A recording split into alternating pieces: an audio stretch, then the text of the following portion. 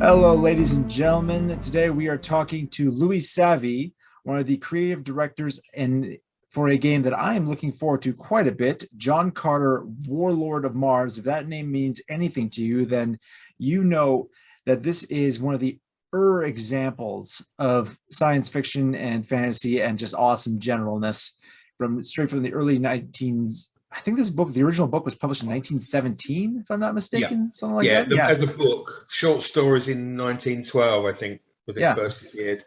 Suffice to say, this thing has had some serious influence, and for the first time, it's headed to my gameplay enjoying fingers. So, welcome to the show, sir. Oh, ye Jedak of Jedaks.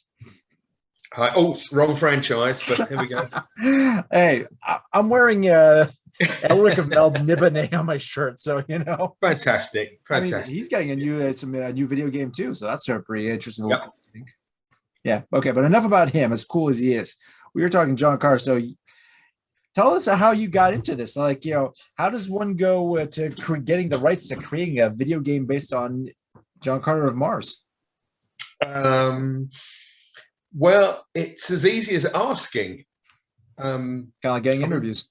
Pretty much. It was Fraser and I have known each other for 25 years probably, and I run a science fiction film festival. Yeah, the London Sci-Fi, called Sci-Fi London, and we've been doing 22 years now. Nice.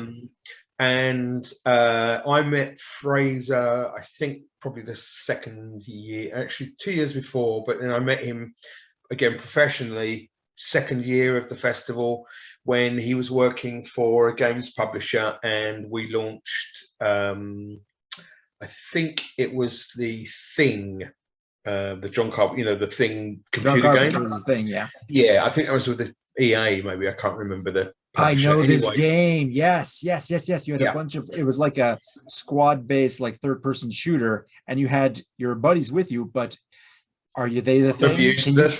Can you trust them? Do they trust you? And you had like, you could do blood tests and stuff like that to try and, you know, all that game has got some pedigree. So Fraser was working on that game, and we did the UK launch of that game together at the festival. So I wasn't involved in gaming per se at that point. You know, I played some computer games. I did actually many years ago write an RPG. Which one? We sold it, and then the company went out of business, and it never got published. There is now one when that happens. I don't have a paper copy of it anymore, but if anyone has an Amstrad PCW 1812, I think it was, it's the green screen word processor. I have the disc. Well, there are emulators for that, probably. So I know, and I've tried. The drive is the problem. It's getting a physical drive. So it's the actual physical drive. I've got it's on a cassette. God. Yeah. It's on a cassette. No. So it was Thunderbirds RPG. Ooh. Nice. And so we wrote a whole system that basically you're rolling against earthquakes and structural integrity of girders, and it was really good fun. It was a really good fun. That's funny because one of the previous interview I did was with a guy named Alexander Macros, who designed a superhero RPG based on, it's super logarithmic. It's really cool. But one of the things we discussed is how there's entire chapters dedicated to doing this kind of stuff, saving the world from natural disasters, industrial accidents. And I literally said, you could do Thunderbirds with this.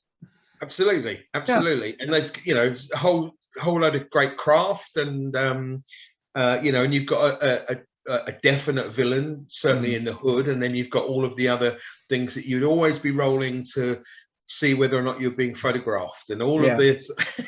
So do a little Captain Scarlet crossover there, bringing the Mysterions. Yeah. And there's a company called Grand Slam had just brought out an Atari ST version of a Thunderbirds platformer, and they snapped it up and thought it was great and bought the thing, and then they went out of business because the computer game was rubbish. We couldn't get the rights to do it ourselves, and then it went into rights hell for ages, and so many that happens to so many games once either the but there we publisher go. or the developer goes anyway down. spin forward many years. I'd done some production. I'd done some various other bits and pieces. Fraser had been working with games for a long time, and we did 3 or 4 of my festivals together, promoting games that he was working for. And we just over a beer one night said we should do a game together. And then sort of our paths kept crossing. He was doing some PR for the festival, and we just. Then I think it was probably about 3 years before we started on John Carter. We were looking at Flash Gordon. Oh yeah. As an idea for a computer game, and it was really more of a spin out of that because of the whole thing, a bit like Lucas with Flash Gordon. Yeah, he's originally tried to get the rights to that, and then ended up, there's rights. I'm going to make my own Flash Gordon with blackjack and hookers. Well, actually, exactly that. It's so much based on John Carter. Why don't we see if John Carter's available? Exactly. And then we thought, well, it's never going to happen. Disney made the film. It's going to be tied up. It's going to be, impossible to get, even though they didn't make any money on the film, and it was badly marketed, and all of the up and down press, everything you read about the film itself. I loved the film. I think the film's great. There's recently been a whole slew of articles that have come out, just recently, because it's been 10 years since the film. It's the anniversary, exactly. Yeah. So now there's a bunch of articles saying, oh, it's too bad what happened about the movie, or it's like, this is what happened badly. This is what they were planning on doing with it. I'm seeing a lot of stuff like that coming out right now. Yeah. And the press loves nostalgia, and hopefully they'll go back. People who haven't seen John Carter's, the Disney version, will look at it in different eyes now they know what its legacy is. I think its biggest. It's been said by a lot of people. I don't think we need to go over it necessarily, but the fact that they didn't include the word Mars in the title anywhere and didn't tell anybody this is based on the grandfather, all of the space fantasy you've ever seen. Right here. Absolutely. If they'd have done it in that, if they'd have said this is the first, come and see this because of that, then we'd have walked into the movie theater and not looked at it like, well, I've seen all this in Star Wars. Yeah, I've seen. Of course, Disney got Star Avatar. Wars. They were blue. They're just green, and they're just copying it, and and it's the other way around. So, yeah. Of course, then Disney got the rights to Star Wars. So. Yeah. Well, exactly. So, as I said, it was Flash Gordon was something we were talking about. And then we said, well, let's have a look. I wonder if John Carter's available. We didn't think it would be. So we, 2 minutes on the internet, ERB Inc., sent them an email, and then started talking to them from there, and here we are. It's nearly a year now later since the first conversation about it, but we're at least underway. We've got a lot of concepts. We've got some of the Mars world is being built at the moment. We've put this controversial, I don't think it's controversial, but some people think it is, I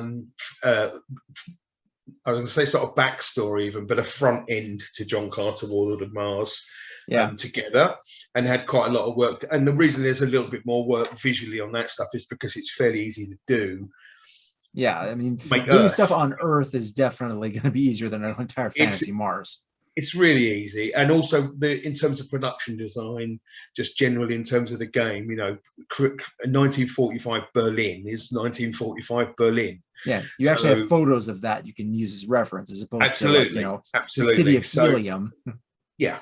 When you say helium, then we're starting to get into looking at several different designs from 7 different artists and trying to combine the bits we like from that, and what did the because the description in the literature is not that deep. They're pulps, and they really are pulps, because it's It's It about moves the fast story. and We're it keeps getting on with going. it. Yeah, Yeah, exactly. We're getting on with it. So there's not pages and pages of description about, you know, the nuances of the environments and, you know, the smells and the ambience and all, you know, none of that stuff is in those books.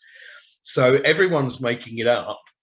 That's your So turn. that's, you know, so that's where we still are really at the moment. So that's a long answer, but that's how we got to where we are. Well, it's a long answer, but it's a good answer. I'll give you that. So yeah, well, so going back to some of the stuff that you mentioned, you did. There are one of the things that, you know, as you mentioned, like controversy. You've moved up a bit the timeline in terms of, you know, when the Earth as it is instead of, you know, being as in the books, where in the book it is post Civil War. John Carter, you know, fought with the Confederate Army, and now he's, you know, Yep. done with all that. He's going to go prospecting for gold, try to make a living for himself. Now it's moved on to 1945 World War II era Berlin. And well, this isn't the first time this kind of thing has happened. And like the 2009 movie was an American sniper in Iraq or something like that. Yeah, and he didn't even go to Barsoom. He went to an alternative world, Mars, didn't he? In another unit galaxy. Yeah, something like that. Although I think that movie actually did include the atmosphere processor at the end. It did, but that's where the big fight was. Where it's a shame Tracy Lords didn't smile at all through that. Can she? I don't think she's contractually allowed to smile anymore. It was an interesting take on it, and the Tharks obviously were standard height with 2 arms, you know.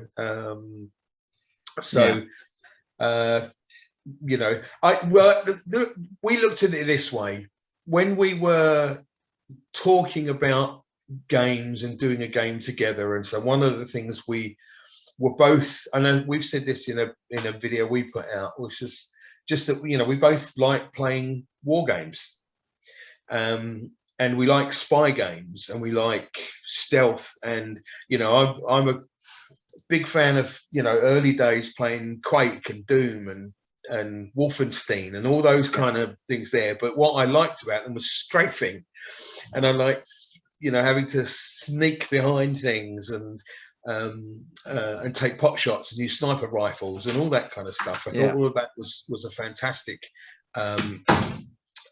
thing to do with computer games. Yeah, and now you got your full opportunity to go full Where Eagles Dare and mixing with John Carter. And also the age that, you know, 2 bald men now have this franchise, you know, and, you know, of a certain age, and we grew up watching, you know, Saturday, Sunday afternoon movies at home were mostly war movies or westerns. So, you know, there was, and the sci-fi that was around was mostly nihilist, and it was mostly at the cinema, you know, or it was a lot of sort of pulp stuff. So it was a sort of a love of the, you know, the World War II film and game and John Carter, and we thought, well, you know, we want to make something that's a bit more fun. And in actual fact, in all of the things, when you read it's a tiny part of the first book. Yeah. Oh yeah, like he's John Carter, and I can't remember his partner now, Powell. Yeah, Powell, I think is his name. Powell and Carter out in the middle of nowhere, you know, prospecting. Powell goes off to get supplies, gets ambushed. Carter's a bit worried about him, yeah. So he goes to see that he's all right. He gets ambushed. He gets chased by the Apache. He ends up in a cave, and then it basically goes from there. Yeah, he basically astral projects himself to Mars. Yeah. So as to when that happens, and whether he's a Confederate or a Yankee or it's Civil War and it's all that, you know, and that he's a, you know, Confederate soldier when he arrives on Mars, isn't really ever dealt with again. None of that is relevant to the story. He's not this mighty swordsman because we found out that he's a mighty swordsman on Earth. Yeah, he's There just is always been a mighty swordsman. He's just there really, is a really there good at are it on chapters Mars. and chapters about his bravery and his commendations and his successes, Mhm. and his war stories. Or there's no backstory to him Yeah. In other fact, the than what that. backstory there is, it's like this weird bit that interesting, like right here on chapter 1. I'm a very old man. How old I do not know. Possibly I'm 100, possibly more, but I cannot tell Yeah, because I've never aged as other men, nor do I remember any childhood. Implying that he's some kind of a strange immortal war god, but that is only there for that chapter and is never brought up again ever throughout the entire series. So like yeah, even Burroughs wasn't afraid to retcon things every now and then. absolutely. So the other way we could look at it is to say, well, okay, John Carter is a Confederate retiree veteran. He had all those issues with POW, and the Apaches. He went to Mars. He's come back from Mars 9 years later, which he does at the end of the first book anyway. Yeah. And now in 45, because he's a man of no certain age, we don't know how old he is, and it could be 100 years he's been alive. Well, it could be another 30 or 40 years, And wouldn't and change he's much now for in him. World War II. And if that character was alive in World War II, I don't think he'd be on the Nazi side. Yeah, and he certainly wouldn't be I'm sitting just on his saying, hands either. I think he would be, even being a Confederate, he would be he would be fighting with the Allies. And then we hit the real bit of history, Yeah. that Ian Fleming, Yeah, I who was we going to bring also that have up. Yeah. in the story, was really in charge of T-Force and 30 Assault Unit. And he would have got a spy who could speak German, who could speak a bit of Polish and a bit of Czech, and who was a good swordsman, who was canny, who had, I think what we've tried to do is actually give John Carter a rich background, where he is a much more educated man. And I don't want to give too much away here, but you'll find out a little bit more about our version of John Carter and why he then ends up being able to, deal with the sword in quite the way he does. And some of the personal strengths that he's got, which are the things that led him to be this spy in World War II. Working for what becomes eventually the CIA. I mean, I think that is a more it just gives us a good place to jump from. Yeah, it gives you something to ground yourself in before you go into the interstellar adventures. We did look at it and think, well, let's not make him a Confederate soldier. Disney changed it, probably because it's in very poor taste. And I don't want to get into American politics. I'm Canadian. Argument I don't either. Between the two, and but it's true. There are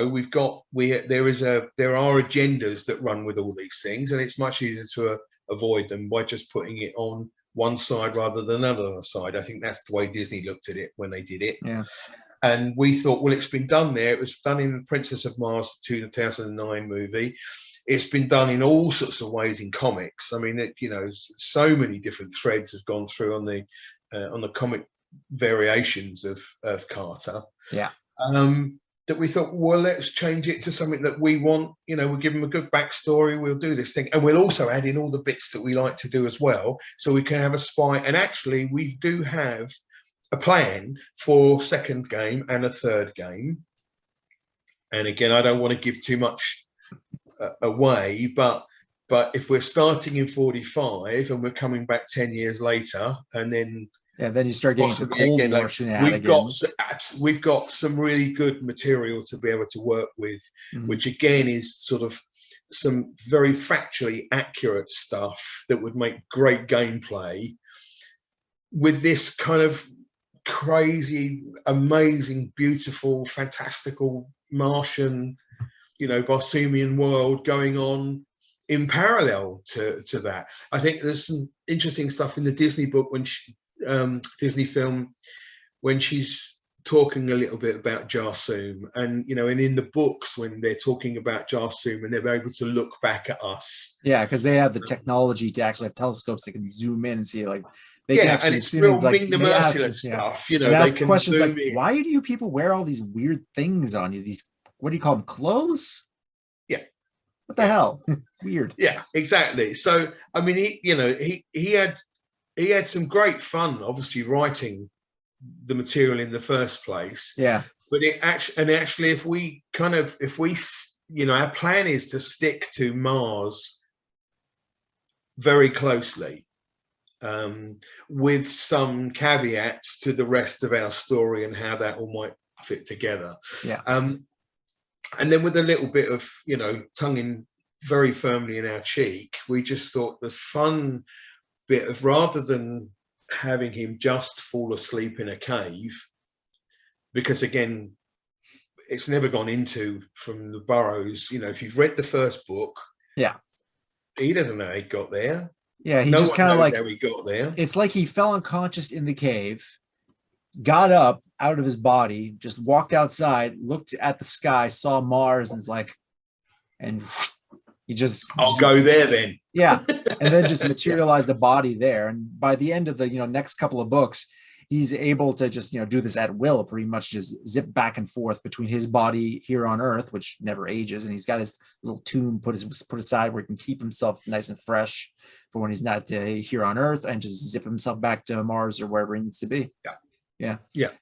There's some interesting, there's been some interesting variations on this kind of theme. Like Otis Aberlin Klein wrote a series of, some people would call knockoffs, but it's his own kind of thing with his own specific, like Outlaw of Mars and Sword of Mars, where some scientists have discovered a way of exchanging minds between people from his version of Mars and Earth. And so they get volunteers from over there who'd like to live here on Earth for a bit, and just find people here on Earth who are the adventurous sort, who have nothing left to lose, and just swap them over and take care of problems that are happening there. It's an interesting concept. That I haven't read those. They're pretty good, and I'll stick them on my list. I think that the one thing about doing a different a book's a book, mm-hmm. and I'm yet to find someone who's 100% happy with any adaptation of the book in any other format. Yeah. If you get a book and it's read by the wrong person for an audio book, someone somewhere will say, well, why on earth did they use that voice? Yeah. Well, especially for an audio book. Yeah. For an audiobook, it's really important to get somebody who can do good narration and speak in the right tone for the actual thing you're reading. It is, but again, there is a subjectiveness to a lot of that, because it will be, the sound that's more comfortable to your ear may not be so comfortable to someone in China, for instance. And so you do have to, when you're localizing things, you have to think about intonation and timbre and all of those things for the voice to be pitched in the same way as, there are some things that just cut across that. Harry Potter looks like Daniel Radcliffe in the movies, but I imagine that some kid in Nairobi or someone in Beijing reading that for the first time without seeing it in the films, Harry Potter probably doesn't look like Daniel Radcliffe in their mind. So whatever anyone does to a book, we're never going to make the John Carter that you want, because your John Carter looks entirely different to any John Carter anyone else on the planet saw of. Yeah. Because it's your Deja and your Tars Tarkas, because you've taken the words and your brain has done the work. Mm-hmm. Yeah. Now we can all then watch the Disney version of the movie and go, that's a good, fair likeness of what I think, Tars Tarkas should look like. But because he's tall and he's green and he's got these big arms. But I remember having an argument with someone and saying, why that bloody green? What is wrong with these people? I said, well, how do you know? How do you know? Well, It's as you know, I have fictitious. Taras Tarkas Yeah, right here. This is exactly. what he looks When like. did you show me how you got to Mars and back and met Tars Tarkas, and I'll put my hands up and say absolutely it's that green. You're completely, that's absolutely correct. The same with that. We had the very first 2 or 3 images we put out are just some tests. Let's design a John Carter. There was a sketch. Get a 3D artist to do a model. He needs a sword in his hand, right? So we just grab a sword and chuck it in his hand. And then someone says a katana. He wouldn't be using a katana. He'd be using well, how do you know? Why can't he have a katana on Mars? He didn't take it there. He went there. If you're following the story, he went there, he woke up naked without anything. He didn't wake up there with a Japanese sword and say, oh, thank God I've got this.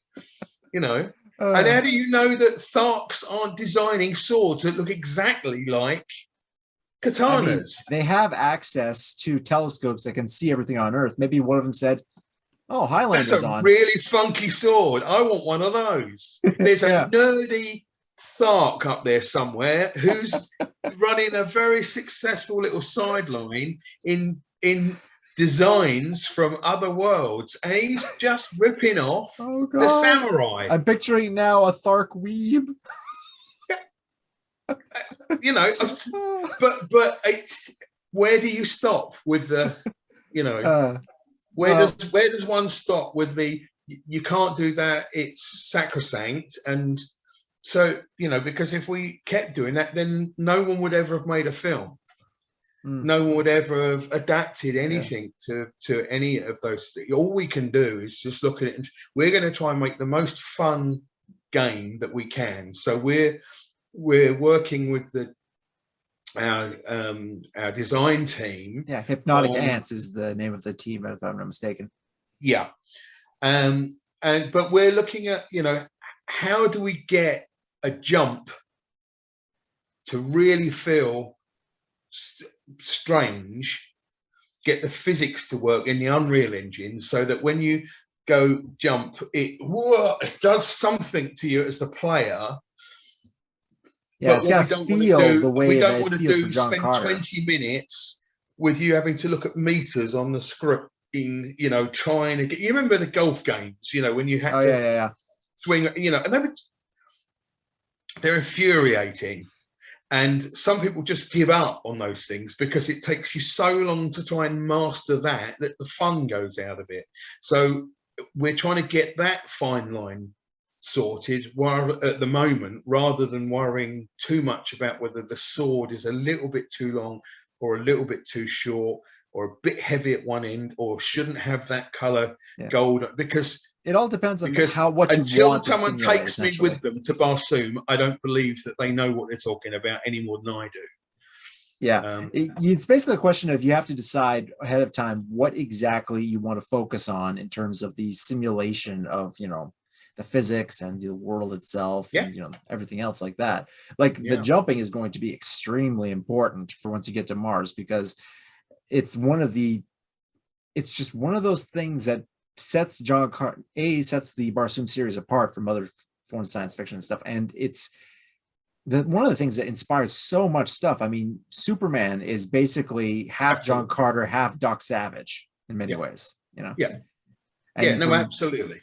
Absolutely. I mean, most of his backstory is basically, John Carter arrives on another planet, the local conditions give him superpowers, and go from there. There you go. Absolutely. It's just, it happened on this third rock from the sun, not the fourth rock from the sun. Exactly. I will say regarding the adaptation, the Andrew Stanton movie, the Disney one, the one criticism that I have that kind of bugs me a little bit was they kind of changed John Carter's attitude a bit.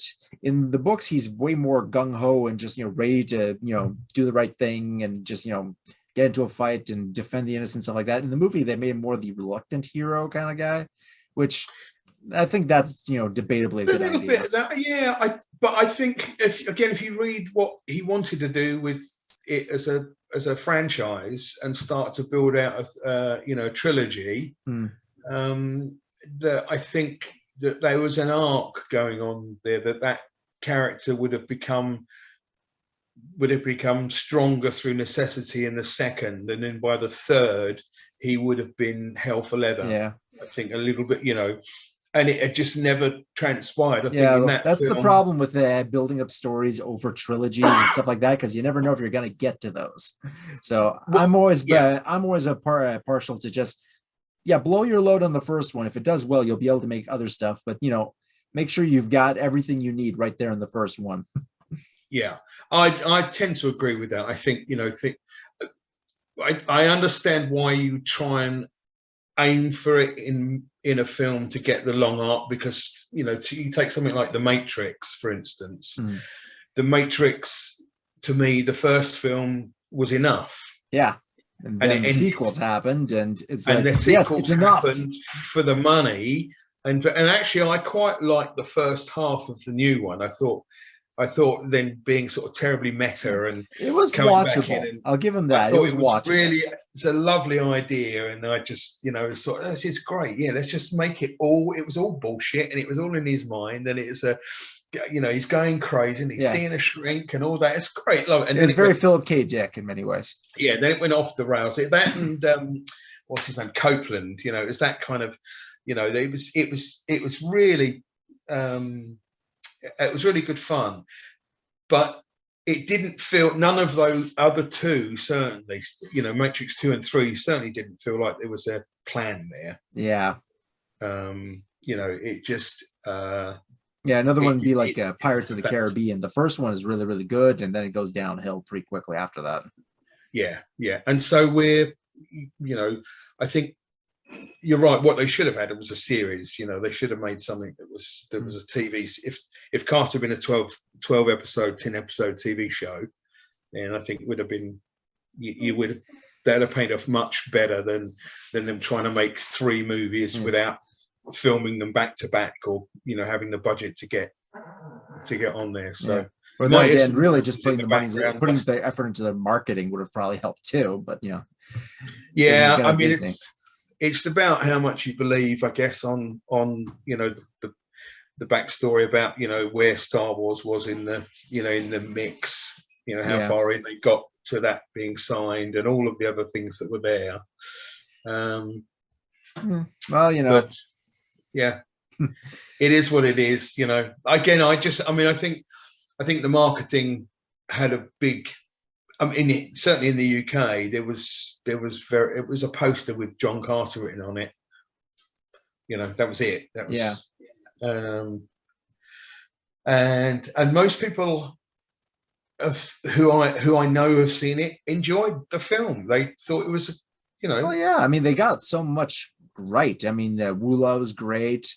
They got Deja's attitude. They gave her a bit more of a swordy kind of sword fighting thing, as opposed to being more of a purely a diplomat and scientist. Yeah. But that's fine. I mean, it's Barsoom. Pretty much everybody's got to pick up a sword at some point. Yeah. Yeah. And the Tharks look great, and they have the right attitude too.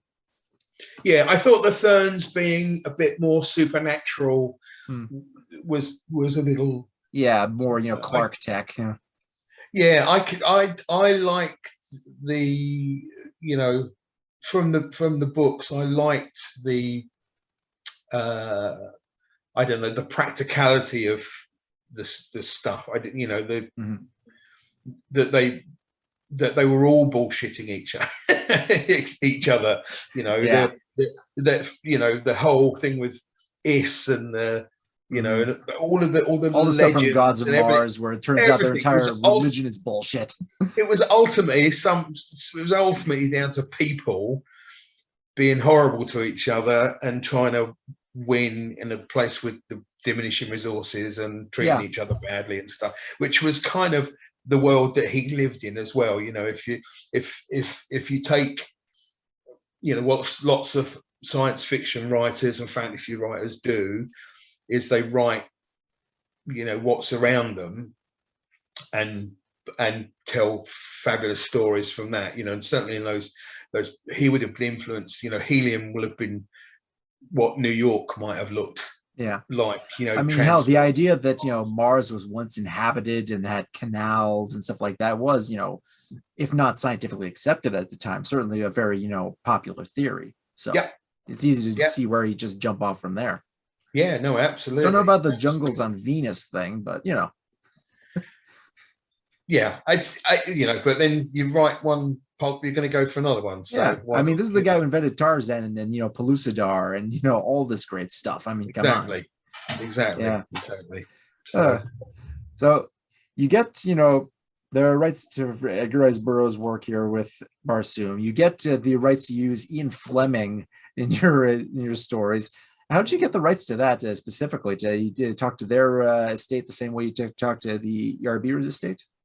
pretty much, yeah, pretty much. I mean, there's the Ian Fleming estate, and very much the same way as ERB Inc. handle the rights to Ian Fleming's work and likeness and his name and all those other things. So we had the backstory again for Carter. We had all of the things written there, and some of it, not all of it, is based on is based on fact. And we worked with a historian friend of ours, a guy called Andy Brockman, to as we started saying it'd be great, we want to do this, and would that happen? And he would come back and say, yeah, and they use this kind of weapon, and this is the tanks, and and it was set in this area, and there was a base in this place, and and actually, if you were going to get from there to there, you'd have to go around this route, and in the war that was blocked, and Ian Fleming was, and we just went, oh bloody hell, Ian Fleming, of course, There you go. because everyone kind of knows about Ian Fleming ish. Yeah. He was kind of, they know he invented Bond, and they know he based him on some stuff that he did during World War II. But that beyond that, a lot of people don't know much more. Exactly. But actually, when you get into it, he's fascinating. It's really interesting. He was a real womanizer, apparently. So allegedly, I don't know which one it is that makes me legally safer. But he did this amazing stuff in World War II, running these secret units, 30 Assault Unit and T-Force, that ultimately, working with his American counterparts and stuff, became the CIA. So it's sort of beginning of the spy rings, this different kind of spy ring stuff, and clandestine teams. And then when at the end of the war, he became the foreign correspondent for the Daily Telegraph newspaper, and spent 7 or 8 years traveling the world, going to the finest hotels and casinos. Allegedly. And that's for true, right? Yeah, he was going around. Here's the thing: if you're going to be the foreign correspondent going to all these vast different locations across the world, and you have previous intelligence work in your background, how many people actually have current intelligence work in their background at that point? Yeah. How much of that stuff was actually his real job? How was it covered for something else? That's an interesting theory. No, absolutely. I mean, who knows what else may come out one day about what he was really up to, or if he was up to anything else. But even if he wasn't, having the World War II background as fact, and then spending years going out whining and dining and gambling and smoking and being a man about town, there'd be Bond, exactly, and wanting to be a writer. And some said it was some people have said, well, Bond is just he's kind of fantasy on paper. I think there's some of what was written there was probably not fantasy at all. Yeah. Plus, the movies are far more fantastical than the actual, book Bond. The actual, Bond stories, the ones that Ian Fleming wrote, are relatively down to earth in many ways. I mean, there's a bit in the book Casino Royale where he's about to get, killed by by a bomb or something like that. He just ducks behind a tree and uses it for cover, and that's basically it. I think they turned that into that whole section with the digitalis, and he has to go to his car to get a defibrillator. So yeah, and people are worried about whether we've got the right sword on Barsoom. from an adaptation of a book. Yeah. Well, I think that comes down to the absolutely fact, understand the love for the book, Yeah. because I have a love for the book. I haven't read in number 11. Actually, I've read 10 of them. The first 3, I absolutely love them. I think those are the classic. My partner Fraser as well has said that, for him, the second book is his Empire Strikes Back. It just reads like a video game. Yeah, it's like catharsis. I am your father. Yeah, it's bang, bang, bang, bang, bang. Yeah, but I think that comes very much comes from the I think that very much comes from the pulp origins of these stories. How they were originally serialized and put like that. So each chapter has to end on a good bang to keep the person coming back for the next issue. Yeah. It's a bit like it's the philosophy of Die Hard as well. I think it's and kids playing make-believe games, and then this happens, and then this happens, and then that happens, and then because this doesn't matter what the last chapter was or what happened, but we're going to do this now, then we're going to jump off that, then we're going to jump on there, then we're going to I think what makes Burroughs really good, though, in comparison to other authors who have that same aspect, is that in his case you have that and this, but it's more like, and because of this happens, and because of this happens. There is still that thorough link, between those. That's true. Yeah. So that's what really separates the people who are just like throwing stuff together and the people who actually really have that writing craft like Burroughs had. That's very much, I think, where his stuff succeeds quite well, even to this day. Yeah. It's been interesting actually, as we've been going through this over the last few months as well, as we getting new people to sort of attached to what we're doing, saying, well, because there's an awful lot of people who've never heard of John Carter as well. Equally, there are the people who know it and are absolutely, it's a fanatical, you cannot change a word, please make a video game that is exactly like the book. Impossible. Can't be done. The ratings board would freak out at Digitaurus, that's for damn sure. It'd slap you into an AO rating pretty quick. I don't want to, some of the artwork that is around, for Deja, it's just again, two bald men of a certain age doing this. It's just not. It's just not done the thing, guys. Look, I am a man of culture and taste, so personally, it's not a problem. Although you do have to make sure she's got the proper red. None of the, if you're gonna get one thing right, it's at least the coloration. Yeah. No, exactly. And in fact, we've already had some of those conversations with the early work that's been done on Deja. We've gone back and said she looks pink.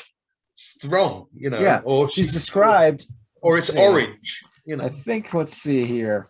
It's on page 27 up here. Her skin was of a light reddish copper color, against which the crimson glow of her cheeks and the ruby of her beautifully molded lips shone with a strangely enhancing effect. Yeah, she's a hottie. Oh, and destitute of clothes as the green Martians who accompanied her, indeed, save for her highly wrought ornaments, she was entirely naked, nor could any apparel have enhanced the beauty of her perfect and symmetrical figure. God, I love Burroughs. Yeah, but that's not going to be in the game. I figured as much. We're gonna try and get a 7+, on this, as opposed to an 18. And also, we want, I want everyone to be able to play this, and it's you can it's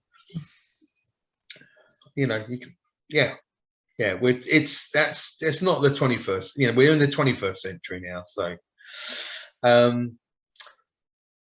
where were we? What was the question? Let's see, we had gone into Ian Fleming, and then, well, one thing I wanted to ask you about, because you were talking about everybody has a different vision of Barsoom in their heads, and there's been so many different artists who have approached it. You have Frank Frazetta, you've got Mark Schultz did art for this stuff, you got Mark Whelan. I'm looking at all the visual representations that already exist. What did you how did you synthesize this kind of stuff with your own interpretations to create the look of Barsoom for your game? It's a good question. It's a good question. If I'm really honest, we're still doing it. So there isn't a. We're still working on production design for Barsoom. There, we've put some of the stuff out that we've got. Mars, was quite easy. We went first with what do we want to make Mars look like as a backdrop? Do we want to make it, something very fantastical? And I think in some of the very early stuff, you can see that there's a plant on the floor, because there's a sort of moss described in the book. And it was a question, well, do we make that more algae sort of looking, or do we make it clover, or do we make it, or does it look like, some kind of fractal broccoli, how alien do you want this world to be? Exactly, because we're not what we're not trying to do is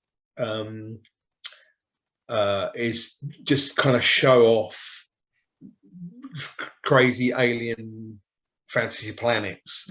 You've already got races of multicolored Crayola box humanoids that lay eggs, so you're already into weird stuff as it is. We've already it comes preloaded with enough stuff to make it not Earth. It's not here, it is somewhere else. Our hero, our protagonist, the player, you as the player, are already having a different gravity system work on you for 3/4 of the game. So it's a question of making an environment that works properly and feels right, in terms of scale. So things that are important are picking out the sort of key indicators in the work, like the 2 towers of helium and various other sort of marker, the ancient city, the Thark encampment, for instance, and then there'll be the friezes on the wall, the frescoes on the wall, and we were starting to try and hypothesize about what Burroughs' influence would have been, again, given when he was writing this. So New York of the 1900s would have been something, we think, that would have been influential on how Burroughs might have seen this fantasy, incredible city moving, because if you imagine what that, coming from, what would the future look like to someone from the early 20th century? It's a bit like, if the TV series Westworld, a lot of it was filmed in Singapore. And it was filmed in Singapore because Singapore looks real enough to an American and a Brit audience, but it's also uncanny that it's not anywhere we know. So you think, well, geez, where is what, and then you think, oh, it's just Singapore, It's just Singapore. Same as other places around the world have stood in for sci-fi sets, if you like, So those creators are looking at photographs of real things and trying to base what this near future might look like. So I think Burroughs. So if helium is like New York, what would Zodanga be? So I don't want to give you too many. All right. So I will pry too much.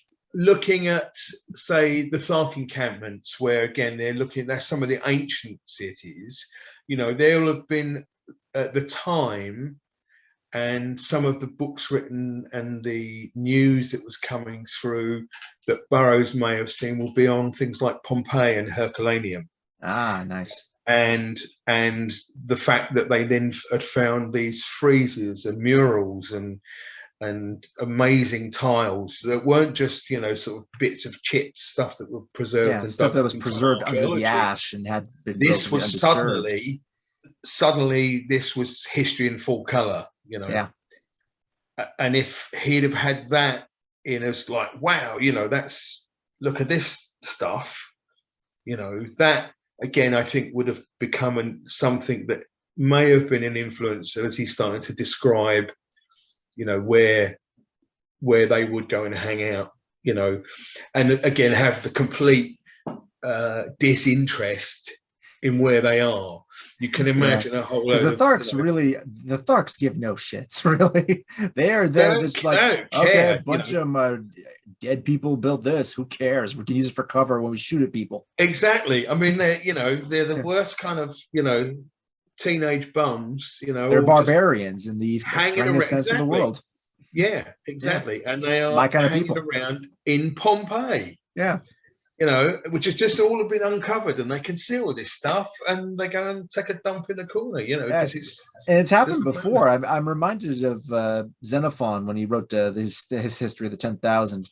His whole 10,000 battalion is retreating from the Persian army, and they're crossing through the ruins of these vast cities, and the people there think, okay, maybe the Medes built this or somebody before that. It turns out it was the Assyrians. And even the people who lived there had no idea. They couldn't remember. It's just like gone for so long. And these ruins of the capital of Assyria. And it's just, some desert nomads just hanging out there while these Greeks are just coming through and saying, who built this? I mean, holy shit. Just moving on as they're trying to escape. Yeah.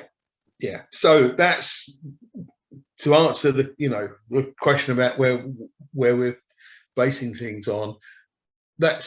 We were very conscious, again, where we tried to be true to the work, as it were, is to try and think of what world Burroughs was actually in when he was writing that book, and some of the things that would have had an influence on his descriptive on the Rolodex he's drawing from, on the notepad that he's got.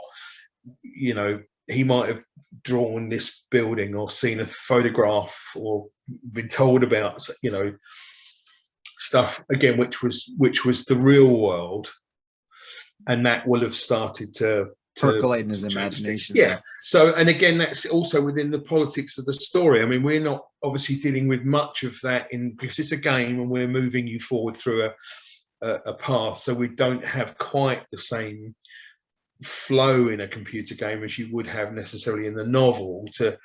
But with the eugenics, for instance, you can't play eugenics. Depends on the game. Yeah, it's true. It's called Pokemon. Yeah, exactly. But we don't need necessarily to have a scene within a game where you're going to go and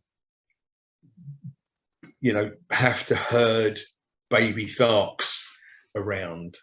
It might be in there, it might not be, but at the moment, Thark family management would be like a cross between The Sims and Lemmings. Yeah. Yeah, and that's a game on its own. That might well be that. That kind of stuff works as the background for this game, having John Carter walk through the city and having some adult Tharks just moving this horde of these screaming nasty biting little baby Tharks and just like shit, keep them away from me. Yeah, but it's NPC territory as opposed to gameplay territory, as it were. So flavor. So yeah. But again, it's trying to make sure that what we're doing is trying to get a sense of how the world was, as opposed to, and again, the influences that he would have had and how that fits into then making that something that's an enjoyable game. We don't want to make this a dark, it's not a... it's an adventure. Yeah. So it's kind of funny because for certain authors you have this wealth of notes and correspondence and stuff like Tolkien's the example here. I mean, you've got books upon books. You also have character people like Lovecraft and Howard, who you have all their letters that they sent to each other and stuff like that really goes to showing their mental process and their work and all their influences. Does Edgar Rice Burroughs have anything like that in his available for you to pillage for ideas and for inspirations? If I'm honest, I don't know how much material there is for us to go and stick our fingers into and have a look. We had plans in place to go to Tarzana and go and hang out there and have a look through the materials there, because there's some amazing stuff apparently at Tarzana. Oh, I don't doubt it. And you know, COVID Ugh. pandemic stopped all of the trips. And in fact, I got a friend of mine, Brett Bonovitz, who's a documentary filmmaker, and we've been talking as well as part of this about making a documentary about Burroughs, not about John Carter, but about Burroughs himself, because as we've been reading and looking at stuff, he's had an interesting life. It's really interesting, yeah. And no one's made a proper documentary about it. You know, feature-length documentary about the man. It's all been a little bit. Most of it's been Tarzan, oriented. Anyway, but we asked Brett to go and because he's based in LA. Can you go to Tarzana, go and meet Kathy and Jim and Christopher and have a look in the archive and, you know, pick out the key bits and take some pictures and some film for us, and who knows what we might do with that afterwards. And then, you know, then LA was locked down, and then it was locked down again, and it just so at the moment we've up here in Quebec we're finally starting to ease out of it. You know, I think we're finally going to be dropping the mask mandates in April, fingers crossed. But you know, it's just been hell for a lot of these kinds of projects. Yeah, in London here, there are, in the UK, there's no restrictions at all now in England, and no mandatory masks, no testing, no isolating. If you get COVID, you don't have to isolate anymore, and the numbers are going through the roof again. You know, it's just so. But the death rate is lower, so I think if enough people have been vaccinated, that's now going to let the herd immunity bit. And if the virus actually gets its shit together and starts setting, oh wait, if I'm not as dangerous, more people can get me. Yeah. Eventually, it's just going to turn into another common cold. We're just going to have to deal with. Yeah, I hope. I hope so. I don't mind having a common cold, or just putting up with a snotty nose for 3 days or a bad cough. But that all of that just got in the way of us doing the other bit of research we wanted to do, which was at Tarzan, and start looking at the material there. And in fact, we had we hadn't spent a lot of time talking to the guys at Tarzan to sort of dig out notes, and because what we thought, again, we would just keep looking at the material, keep reading the books, rereading. I've actually got a really good audio version of it as well, and just for months I just keep re-listening and going back and skipping a chapter and just I got my 12-year-old son to start listening to it. Nice. And then as I was pulling bits out and gamifying it and writing and saying, well, I think we want to do this, and that's how that could work. And, and then giving him a page, so read, what do you think of that? And he said, well, it's, a bit boring. I'm not playing that. I go, well, okay, what about if you did that? Oh, that would be cool. And just constantly listening to it and going back and just checking a line of dialogue and think, actually, it'd be really cool if our character said this to that, and then that could happen, and it triggers this thing to happen in the, because it's writing a game again is different from making a film. Where you have to bring in that sense of interactivity with the player. You can't just lead them by the nose the whole time. They have to be able to bring in their own input onto it. And I've worked on a lot of film.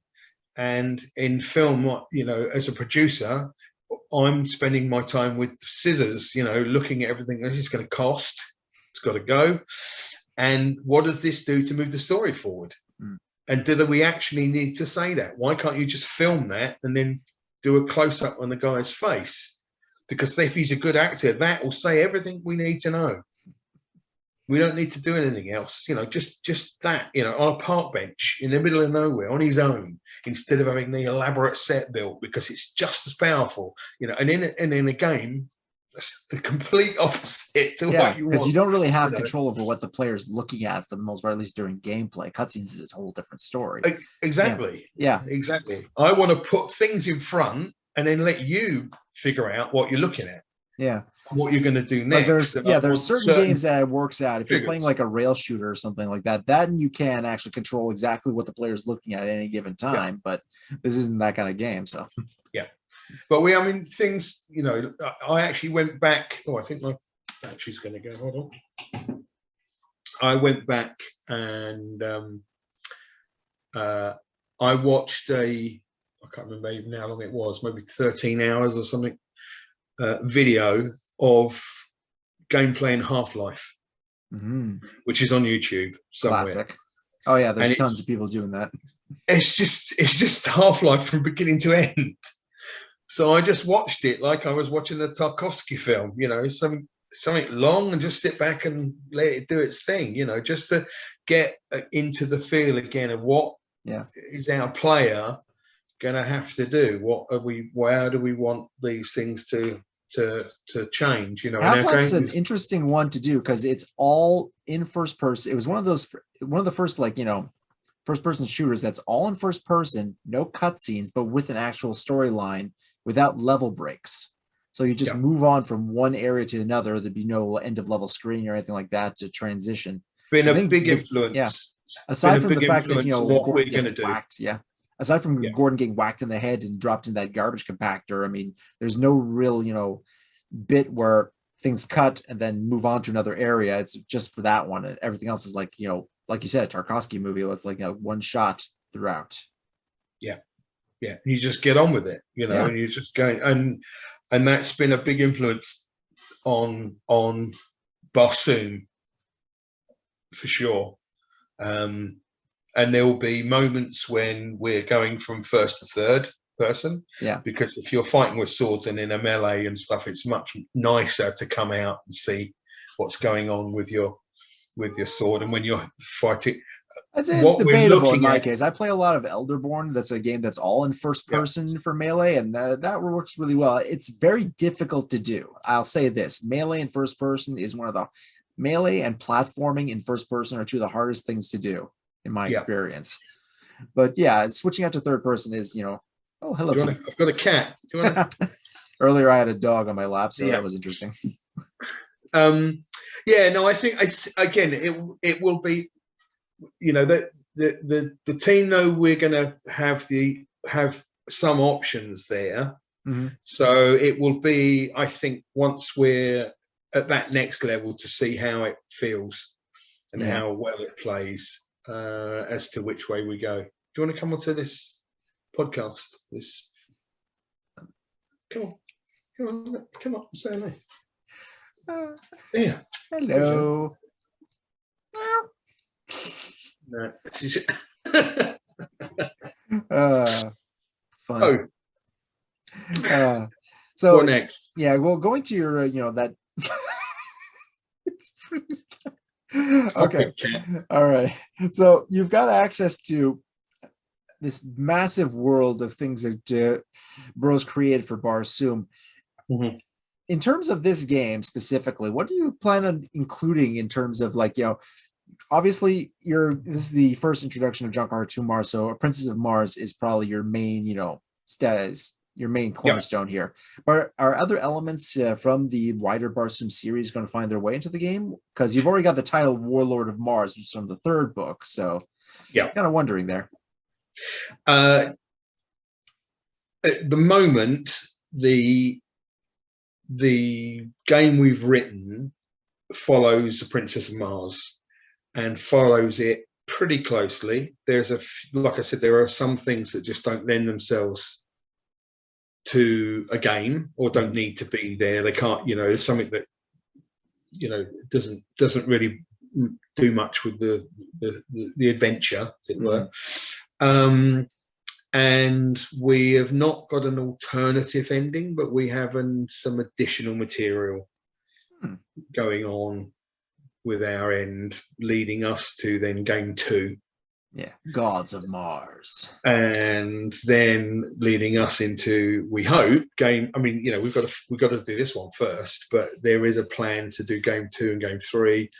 We also have some not hugely detailed, but quite well specced out ideas for a Tars Tarkas game, a Deja game, some mobile, side games, which again, I mean, when you're sitting there with a piece of paper and it doesn't cost any money, that's easy. Implementing, that's the hard part. We got a brilliant plan of all the things we want to do. There's a ton of stuff in there. And there are some sketched ideas for doing some kind of clan-based or open world or MMOG, play on Barsoom, and it's because it's a war. It's some great war game if you wanted to have. Oh well, yeah. I mean, Barsoom is like almost constantly in some state of conflict or another. Exactly. So that could, but that's a different system and a different whole. There's a whole different mechanic and also the back end, the platform and everything you need to make with those things run on. It's a different type of game with this. And I think, again, as I said, with Half-Life as an influence, one of the things we wanted to do was look at doing something that was in the spirit of an Edgar Rice Burroughs work, fun, adventure, from page 1 to page 400 and whatever, just get on with it. Read, go to the next page, go from scene to scene to scene. Yeah, a real page turner, as they used to say. Yeah, and do that in a game, and have some real fun. Because also people aren't making games quite like that anymore. That's true. And everyone's looking to try and build NFTs and sell you other things within the game once you're in the game, and all these other, you have to spend more money, give the game to you for Games free, as but service, buy gold, and yeah, exactly. And that's great. I'm not knocking any of that stuff, but that's not what we wanted to do. That's not what we felt. Well, you may not knock it, but I'll knock it for you. I think it's crap. So yeah, we didn't want to deliver that, certainly not as our first game. And we certainly didn't want to do that with the first go at John Carter. Yeah, I mean, you don't want to do that kind of that would be a mistake, to say the least, to go that route. Yeah. I mean, we've had people approach us, asking us why don't we, just think of what you could do with swords. All those swords you could, for this many Bitcoins, you can buy a sword and and own the sword, and folk stats, and it's just just collect these TARS tokens. Yeah, exactly. It's not unachievable at all, and the backstory of the universe of John Carter would lend itself to that perfectly well. But as I said, that's not where we want to go at the moment. Oh, I'm glad to hear that. Yeah. So in terms of currently, you see, as you said, you've got the World War II era Earth stuff kind of settled on. That's currently in the design phases, and now you're working on the Barsoomian sections to really work out the concepts and work out that stuff. What would you say is going to be probably the hardest part about that in terms of getting it to feel properly like Barsoom? I think I'm just horde mechanics is going to be fun. Just working out the the swarms, as it were, of Wahoons and whatever else charging at you. And the arena is a challenge, in terms of how that might work for a player. But there's some great material there to play with. Yeah. Again, as a and what we could do against the white apes of Barsoom is going to be something. Yeah, what we could do it. Wooler is a big challenge in terms of making that feel right, because we definitely don't want to lose, man and his dog on on another planet.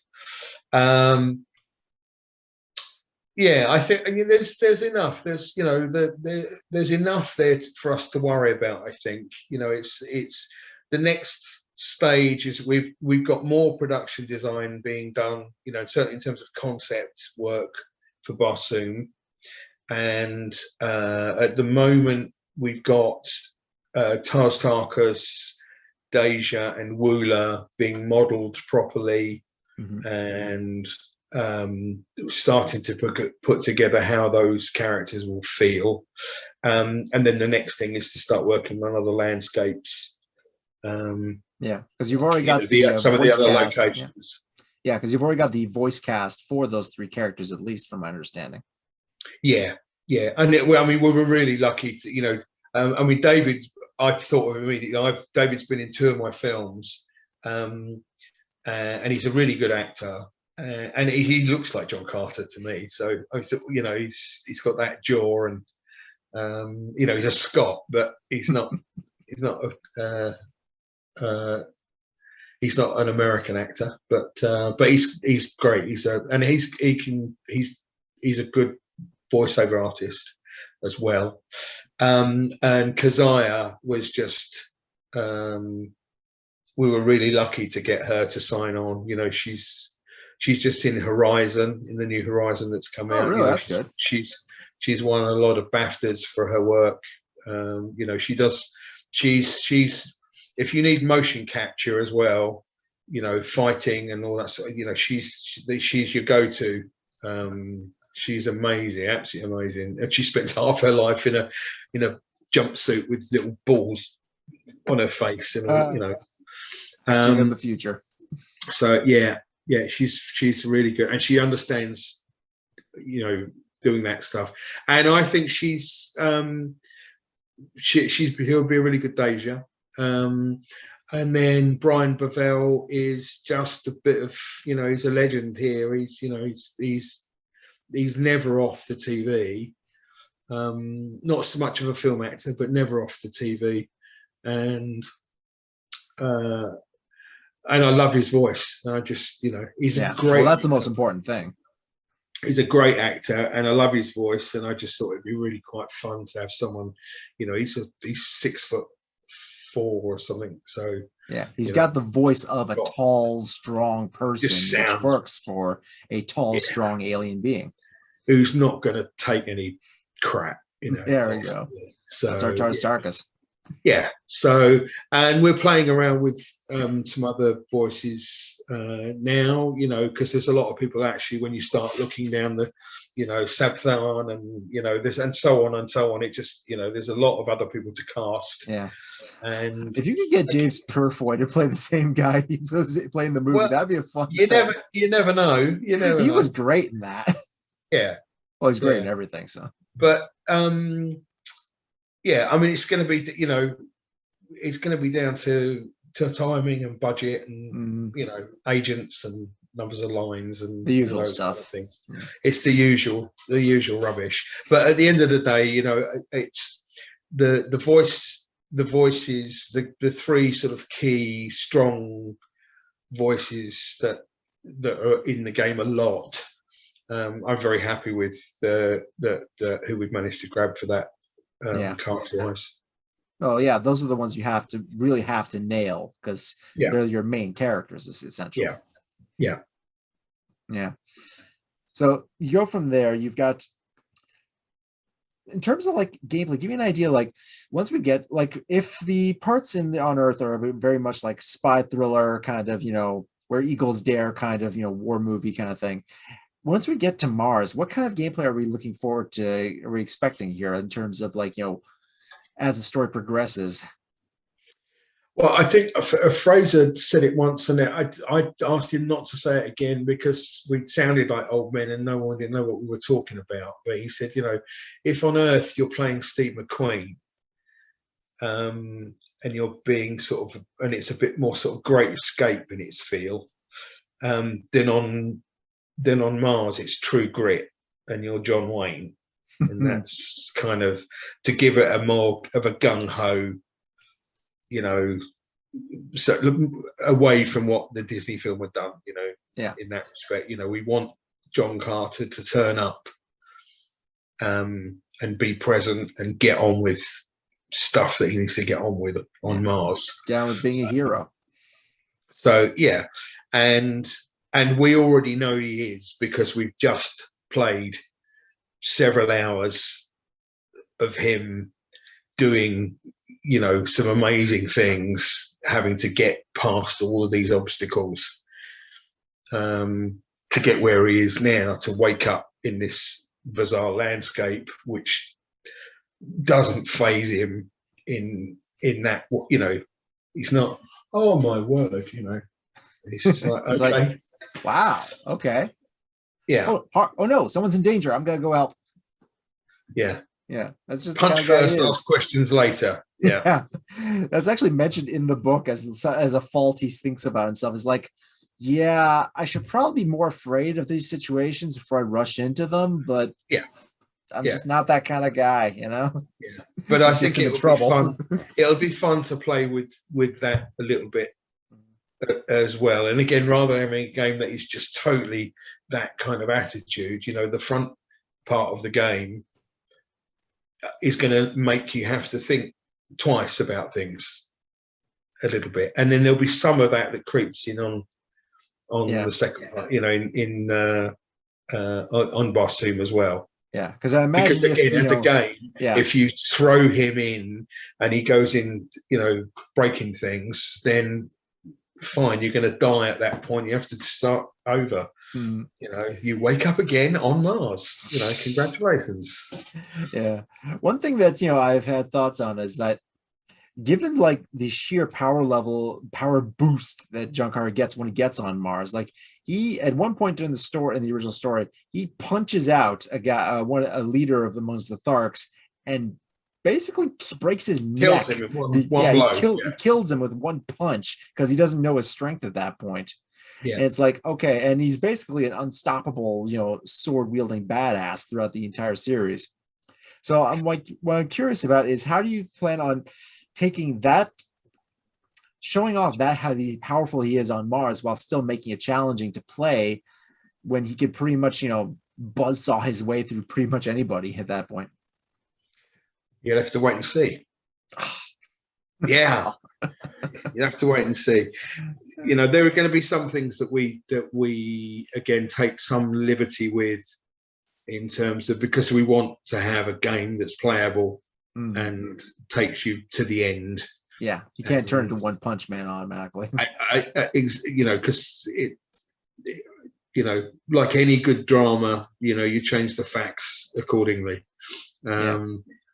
So there'll be we're conscious of a lot of that stuff, but again, we want to be as true to the story and the tale in the book and the linear storyline as possible, where we will take shortcuts and corners and change a few things to make it more playable as a game, because it's not the book. Because there are certain situations, like in a book, you can give them situations that, like social problems, stuff like that, you can't just punch your way out of. In a game where your main interaction with the environment is, in fact, combat, exploration, and platforming, that kind of stuff, physical action, and not, talking to people and just, sorting out their problems necessarily as the main mechanic, so to speak, so much as, the main, you kind of get what I'm saying there. Yeah. It's like, that you require some adaptation in that regard. And there may be moments where you are able to just go and punch it and solve the problem that way. But like any good game and narrative in there might be consequences to being able to do it. You might get to the end of the story really, really quick by just doing that, and then find out that actually what you should have done is look around a little bit and learn some stuff. Add a look first. Ask somebody first. Yeah. Because that's one of the things that's interesting about John Carter. He gets everybody's attention by being able to jump tall buildings in a single bound and, lift cars over his head and stuff like that, all that Superman stuff.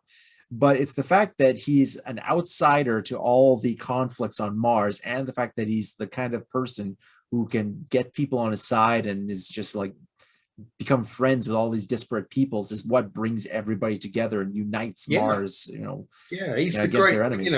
He's the catalyst as well. He's Yeah, no, it's why it's such a fun character. It's such a good world to play in. Mhm. And that's what we hope that we'll keep doing with this. So Well, that's good. yeah, that is exactly what I'm hoping. So you are currently kickstarting the game. Let's see, is currently 22 days to go as of the recording of this. So you got some more time to go.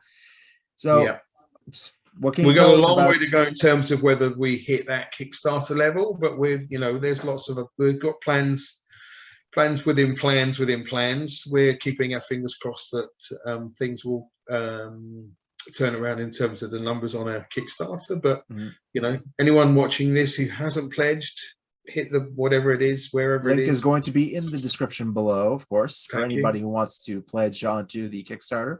That Yeah. is John Carter, Warlord of Mars. I mean, with a title like that, I mean, how can you not? Exactly. Yeah. Exactly. So, is there anything else you wanted to add as we shimmy off ourselves into the Martian sunset? I don't think so. I think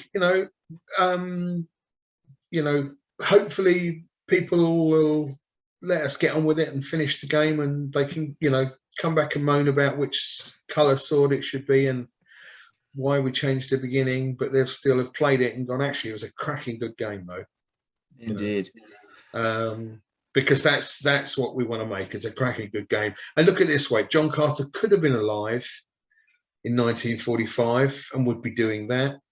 And or look at it the other way, is that you get it's a bug off. You buy one John Carter game, you get a free and Nazi, war hero game. Well, there you go. Yeah. Yeah. Otherwise, you'd have had 2 minutes of 2 minutes of a man riding a horse, and nobody likes to ride a horse in computer games. You don't really like riding a horse. You ride a thoat, I'll give you that, but riding a horse in a computer game, I don't. I play Mountain Blade. I enjoy spearing people from horseback. But it's not a good look, and it's not a fun thing to do. Trust me, people. And on that note, is there any way for people who want to reach you guys? Just hit us. Our social's the easiest. Just hit us on Twitter or Instagram or Facebook. We're on all of those. Or there's info@jcwom, which is our website. And just come through to that. It's monitored all the time, so we do get back to you guys. Same as we got back to you and everybody else. We get, we follow it up quite closely. We're fans first, and we're in a position now to be able to deliver a game. So yeah, well, I can tell you can sense the enthusiasm that's going into this. So that's definitely what got my attention to this stuff. Yeah. So well, I'm wishing you all the luck for this Kickstarter and all the luck for developing this game. To Cheers. you and to all the people over at Hypnotic Ants who are helping you develop this stuff. I mean, I'm hoping for the best here. Good. Fantastic. And live long and prosper. May the fourth be ever in your favor. Exactly. Fourth. Yeah. What is the word for goodbye? Because everyone knows chaos, but there isn't a goodbye in the Barsoomian dictionary, right? It's a shot from a radium bullet. Yeah. That's true. One of the things I wanted to do, you see, in one of the first drafts actually of the storyline, I'd sort of said, well, can't we get some way of getting technology back to Earth? It'd be great to the Nazis are suddenly working with radium bullets, they're blowing themselves up in the thing, because every time they open this thing up, it explodes in its face because of the sunlight, and they can't figure it out. And we had lots of things crossed out. Nope, you can't have that. That's too game stupid. Development is an iterative process. You do one thing after another, and you see what works. It's great fun. Yeah, it's great. If anyone out there if you've never written a game of any description, just try it, and especially try and write a computer game, basically, because you can have so much fun. And if you can't do that, go and play D&D with somebody. Any world that you're in, doesn't matter what the universe it is, but D&D is, get your kids into D&D. Yeah, especially old school especially the earliest versions of D&D, because there actually were Barsoomians in it. You have the stats for the Tharks and everything. That's I remember that I don't never played with anything with. I don't remember, when I was playing it back then, anything to do with Carter at that point. But yes, no, I Yeah. remember. The Tharks were in there. The I read about Edgar Rice Burroughs' work is in the Appendix N of inspirational materials for AD&D. It's like he's There in you there. go. Edgar Rice Burroughs was a major influence on. And Northern also, if you Trends. haven't seen the guys at Modiphius Games, That's true. Yes, have got a great John Carter RPG. from the same people doing the Conan RPG currently. Yeah, I mean they've done some amazing stuff. So, but yeah, it's and then this happens, and then this happens, and then that happens, and then that, So yeah, Where it rains, it pours. exactly. So Right. not Mars. That is true. That is very true. Yeah. Well, It's this been has fun. been Louis Savy, creative director on John Carter, Warlord of Mars. I'd like to thank you profoundly for deigning to share the screen with me today. Pleasure. Always a pleasure. And I will see you all next time for more reviews. Go kickstart this man's game. And I will see you all next time. Adios. Bye.